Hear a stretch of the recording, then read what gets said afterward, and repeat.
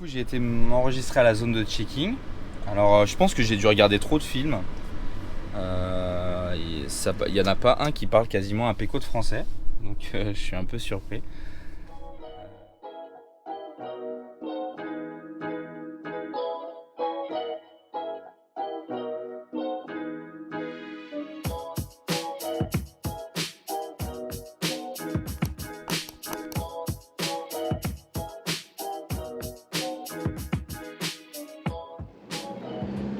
Ça y est, c'est le grand départ pour déposer le véhicule à Anvers, donc en Belgique. Pourquoi Anvers? Tout simplement parce qu'on va envoyer le camping-car direction Halifax, au Canada. Et pour cela, il faut qu'il monte dans un bateau cargo. Et aujourd'hui, on a le choix juste avec Anvers par rapport à chez nous pour pouvoir l'expédier là-bas. Donc, depuis Anvers, on pouvait le shipper à différentes destinations. On a hésité, on vous expliquera tout à l'heure, entre Baltimore et puis Halifax. Baltimore aux États-Unis, Halifax au Canada, et on vous expliquera également pourquoi on a choisi Halifax plutôt que Baltimore. Pour résumer la chose, c'est simplement une histoire de visa touristique de 3 mois.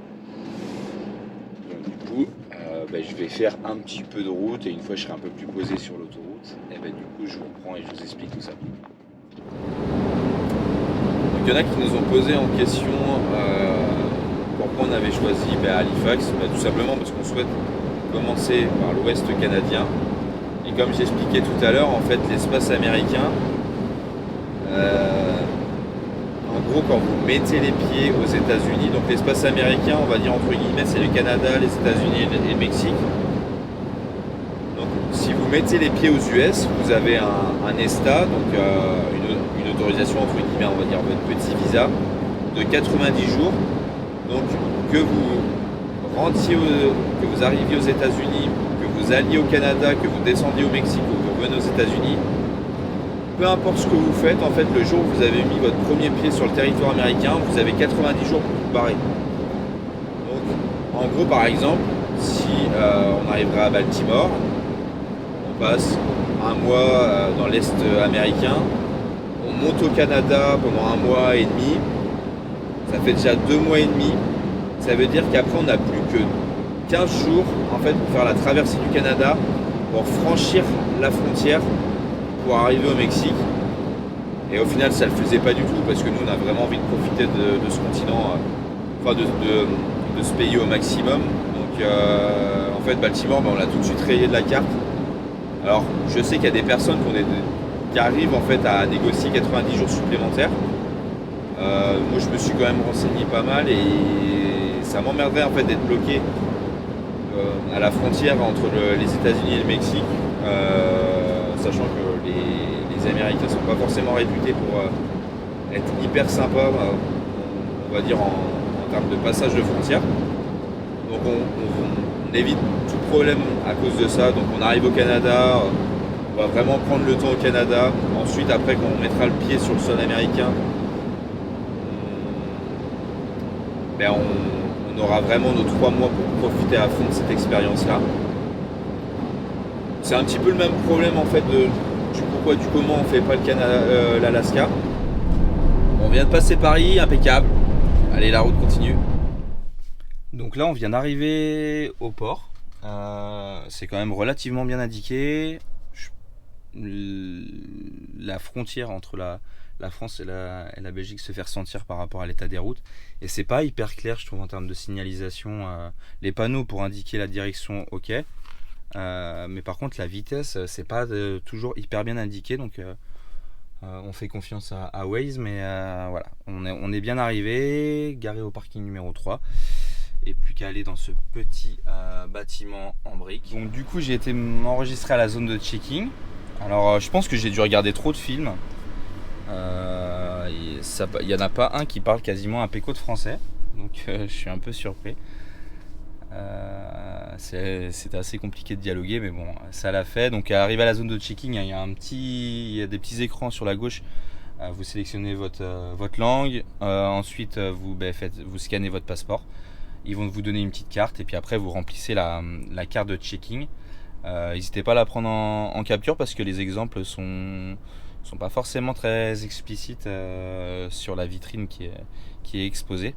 Donc n'hésitez pas à faire une petite capture d'écran si toutefois vous êtes dans cette situation, parce que ça sera peut-être pratique, parce que j'ai un petit peu galéré moi à déchiffrer les différents codes. Mais sinon là on s'en va au checking numéro 4 et puis on va voir comment ça se passe.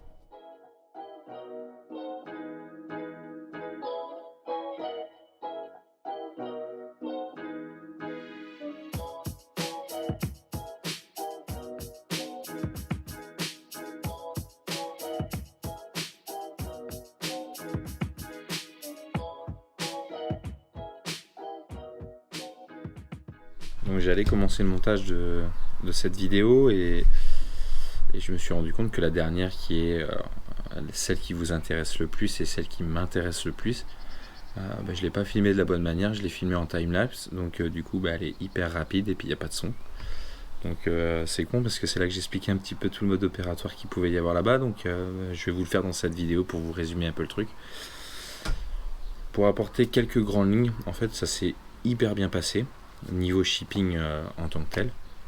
Et après je peux comprendre le fait qu'il y ait certains vols au niveau de ce type de transfert de véhicule, sachant qu'en fait vous laissez les clés accrochées à votre pare-brise pendant 3-4 jours avant qu'ils soient chargés sur le bateau.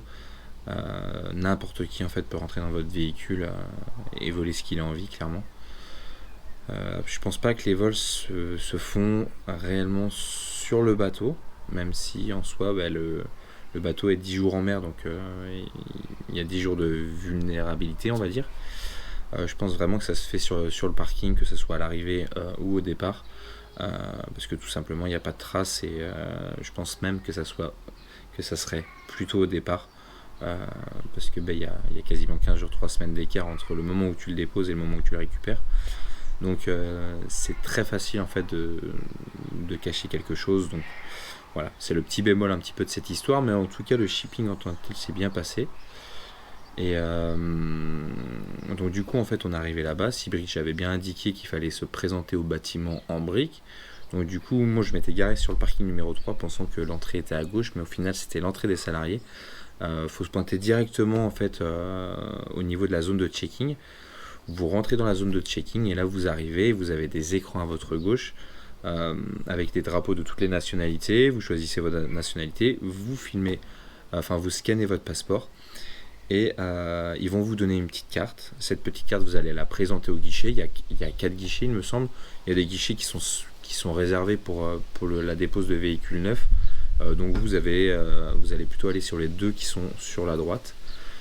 Et ils vont vous donner une feuille à remplir. Cette feuille-là, je vais vous la mettre juste en dessous, si vous voulez la télécharger, si toutefois vous en avez besoin. Parce que c'est vrai qu'en fait, le modèle qui vous présente est pas forcément très bien expliqué. Moi, j'ai galéré un petit peu. Donc si ça peut simplifier la tâche de certains d'entre vous, ça sera avec plaisir. Mais du coup, ça l'a fait. Donc j'ai une nana très sympa.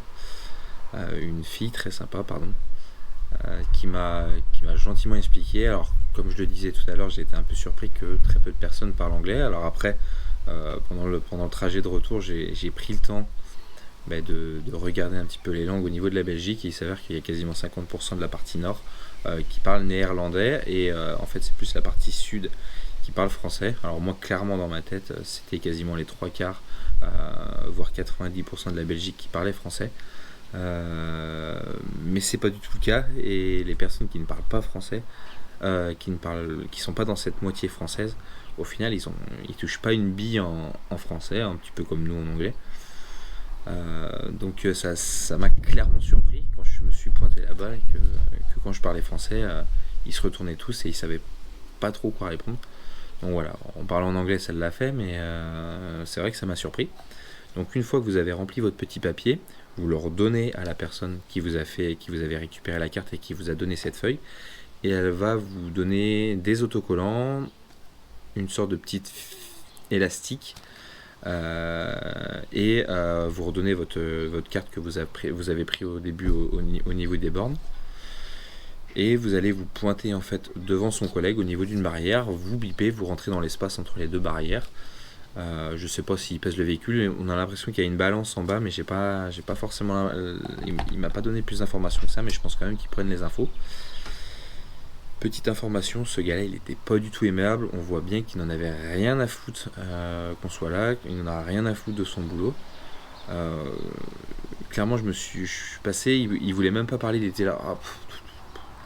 J'ai trouvé ça impressionnant, pas du tout poli, mais j'ai trouvé ça impressionnant que quelqu'un qui fait un métier comme ça, où on est censé avoir un petit peu de vigilance, un petit peu de contrôle, surtout quand on exporte ou on importe des véhicules, il y a un peu de contrôle à réaliser si on n'emmène pas de la marchandise illégale ou autre. Là, ils ont même pas regardé l'extérieur, ils ont même pas regardé l'intérieur. Il m'a juste collé un des deux autocollants, donc il a récupéré un autocollant sur les deux qu'il a gardé pour lui pour son rapport.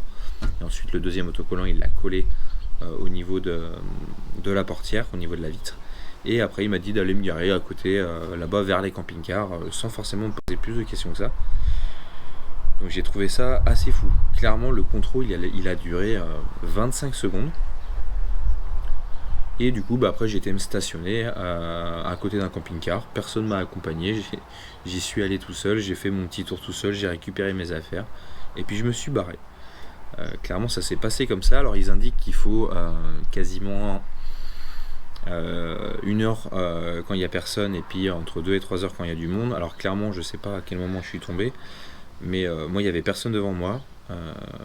Et si vraiment je me serais pointé au bon endroit dès le départ, donc plutôt que d'aller me garer sur le parking, de me pointer au bâtiment pour me rendre compte qu'au final il faut que j'aille directement à la zone de checking, je pense que le jour où vous arrivez, vous filez à la zone de checking, en même pas une demi-heure, vous êtes ressorti des lieux s'il n'y a personne.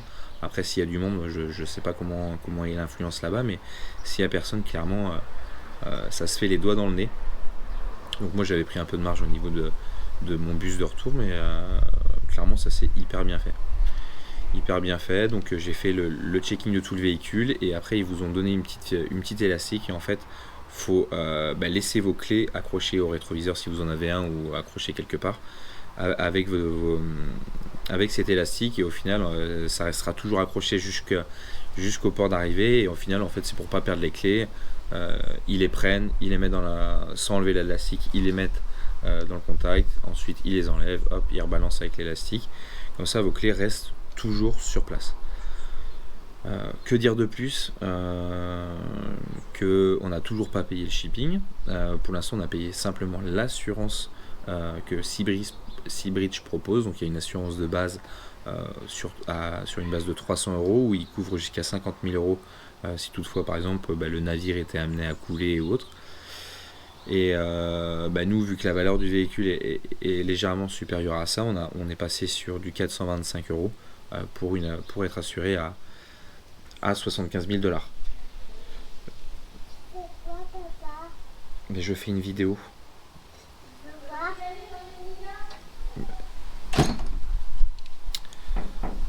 Donc voilà pour la petite histoire. Désolé, il y avait la petite qui m'interpellait. Pour revenir sur le retour, c'est là que ça s'est pas très bien passé. Donc là, on parle plus du tout de shipping, mais j'ai quand même envie de faire un retour, surtout par rapport à Blablacar. Donc j'avais réservé mon Blablacar bus, parce que pas trop cher. J'avais 10 heures de bus, l'avion c'était quasiment 500 €, donc ça me faisait chier.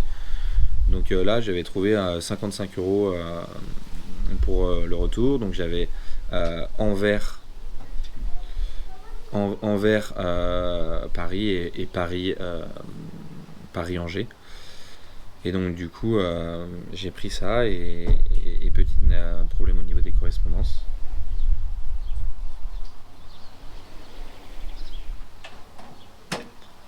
Petit problème au niveau des correspondances. Donc le départ d'Anvers est parti avec 25 minutes de retard, donc très bien. Bon, ils avaient prévenu, etc.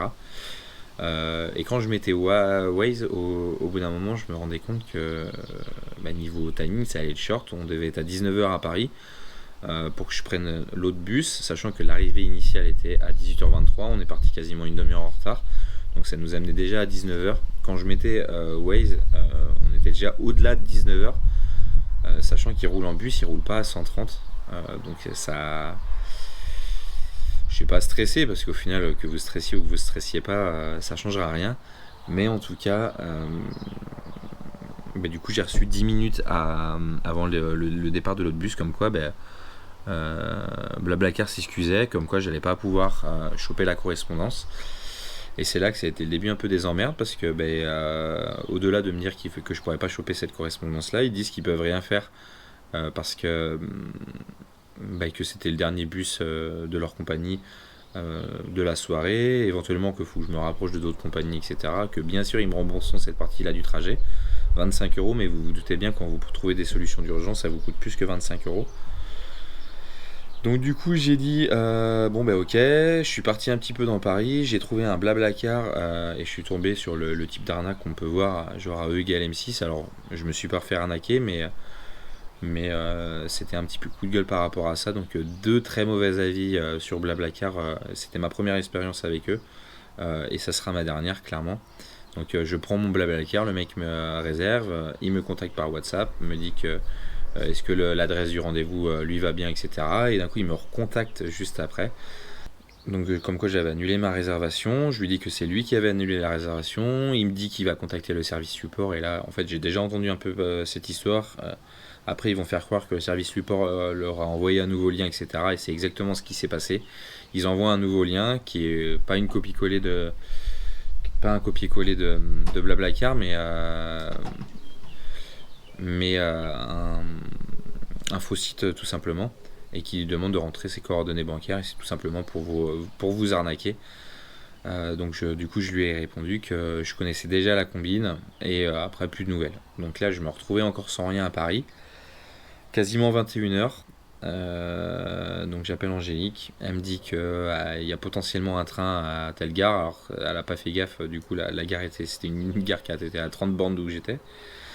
Donc on a trouvé un TGV de dernière minute pour une arrivée au Mans. Donc après ça lui faisait faire 1h45 de voiture pour venir me récupérer, mais voilà, je me voyais pas dormir après m'être levé à 1h30 du matin. Je me voyais pas rester sur Paris en short, en claquette et en t-shirt, sachant que j'avais du boulot aujourd'hui. Donc petit retour assez compliqué qui m'a bien énervé envers Blablacar, qui m'a vacciné en fait envers ce type d'expérience.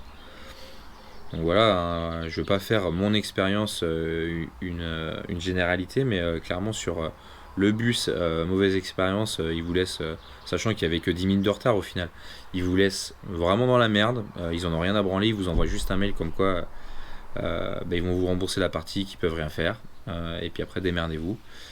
Donc après j'ai tapé un peu sur Google, il y en a beaucoup qui étaient dans cette situation là, donc voilà. Déjà le bus était plié, et première fois qu'après j'essaye d'utiliser Blablacar au niveau du covoiturage, et je tombe sur le truc que j'ai déjà vu quelque part. Donc je me dis que c'est pareil, c'est quelque chose qui est en train de se généraliser, et que je suis pas le premier à qui ça arrive. Heureusement que je me suis pas fait arnaquer, mais je pense qu'il y en a beaucoup où ça a été le cas, donc malheureusement pour eux. Mais bon, faites attention à ça si vous regardez cette vidéo jusqu'au bout. Donc voilà pour cette histoire de shipping. N'hésitez pas à nous poser toutes les questions en rapport avec ça. Ça sera un plaisir de vous répondre. Et puis je vous souhaite une bonne fin de journée, et puis je vous dis à la prochaine pour la deuxième partie du shipping, qui va être en fait la réception du véhicule, mais à ce moment là on sera déjà côté canadien. Donc voilà, je vous souhaite une bonne fin de journée, et puis je vous dis à plus tard.